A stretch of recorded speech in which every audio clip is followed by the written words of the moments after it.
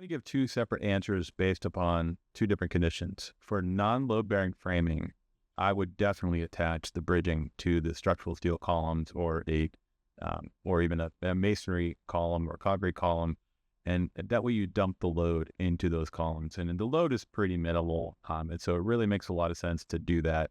And really what you're trying to do for non-load-bearing is keeping the studs from twisting.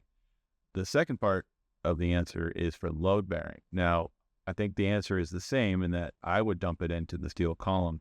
The caveat that I give is that for load bearing, the load in the bridging can be quite substantial. You're accumulating for every stud roughly 2% of the axial load and putting it into that bridging and then ultimately putting that load into a column.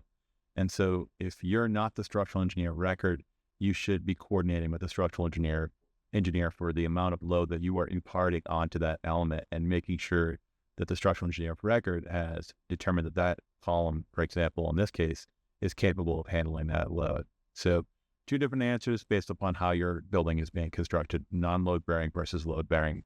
Now, again, the answer is ultimately probably going to be the same, but the second one requires coordination.